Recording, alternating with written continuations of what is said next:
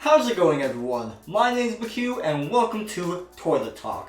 You know, it's that time of the year where some of you may be going off to college, some of you may be going off to college as a new student, some of you may be going as a returning student, and some of you may not be doing any of those things. Basically, what I'm trying to get at is that when you go do a new transition through your life, you gotta go change a lot of things in your life. You gotta go possibly get a new place, you gotta go get a new job, you gotta go take out the trash. If that's a first thing for you to ever do, then that might be a problem.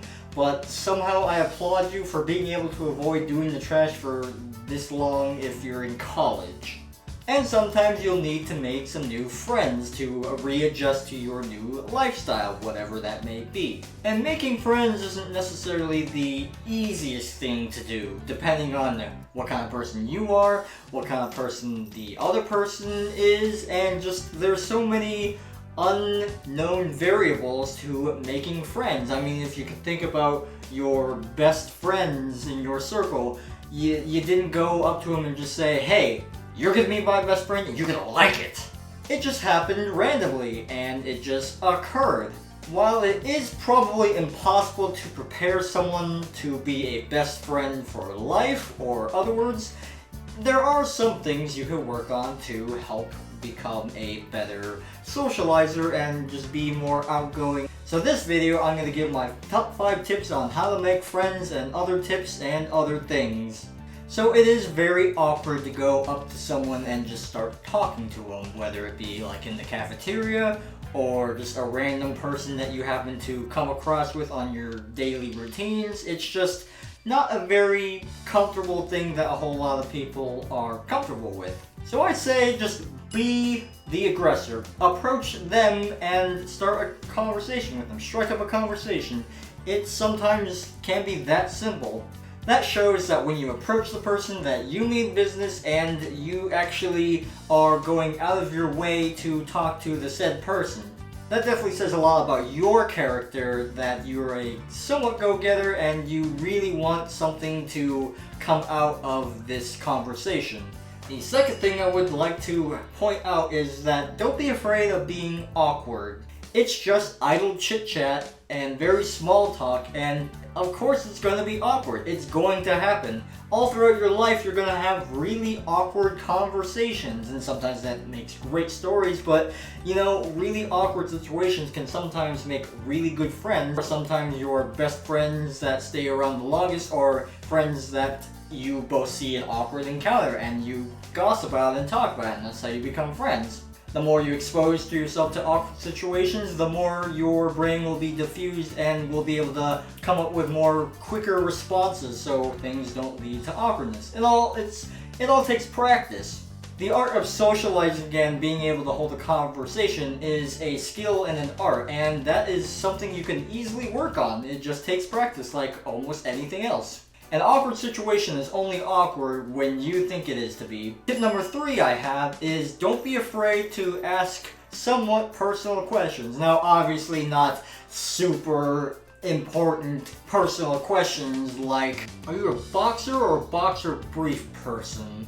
That might be pushing it a little bit too far, but don't be afraid to ask a somewhat personal question, such as you are talking about things like where you're from, what are your hobbies, what do you like to do? And then from there, after you ask those kinds of questions, then you can continue going off from those questions to lead on to more conversations. Then of course you need to put in a little bit of yourself in there and ask more in-depth critical thinking kind of questions. Now obviously you don't want to keep saying these types of personal questions all the time, because then you might come off as a stalker and a little bit too wanting to know the person a little bit too much. So take it with a fine grain of salt and be able to learn to read the social situation. Again, this is another skill that takes practice, is being able to see the flow of a conversation. But with enough practice, you too can achieve it at the low price of $9.99. The fourth tip I have is more of a thing to talk about if there is nothing else to talk about, and it could be used for anything else really when you're meeting a new person, but talk about food. Everyone loves food. That is a fact. you could not live if you did not eat food. So that is a perfect way to learn about someone, is by what kind of foods they like, what is the best thing they've ever eaten, what's their favorite restaurant, and you could probably come up with a thing to say about food yourself, because everyone likes food. Now, this could also mean you could go into other questions like, what kind of music do you like? But I feel like music is pretty spread out, where some people can like other genres and some people really could not like genres like country music to rap music. Sports I kind of put in the same thing, because not everyone likes sports, but it is definitely something to talk about. It's a current event, and you can just talk about sports if that is what the person's interested in. But I think food is a safe bet, because if they didn't like food and they didn't eat food, and then let's be honest, you're probably talking to a skelly man. And I don't think a whole lot of people want to be friends with people that talk to skelly men. Now, the fifth and final tip I have for chit-chatting, idle talk, making new friends, and just learning to socialize is probably one that is kind of obvious, but it needs to be said. Just be yourself. If you want someone to like you, then you don't want to be someone you're not. Just be yourself. Be your wacky, stupid, smart, obnoxious, annoying, other descriptive adjectives that describe you. Just be yourself. That's really as simple as it gets. Nobody likes being friends with a phony. So there you have it, some easy tips that I can give you to help your socializing skills and friend-making skills, and it didn't cost anything. Unless you bought that $9.99 scam deal, that wasn't a real deal, and if you did buy it, then I don't know what you bought. So I hope my tips were helpful, and I hope that you will be able to become a social butterfly, a social pariah. I think that's what you call it. Maybe it's social piranha, but that sounds a little bit too aggressive.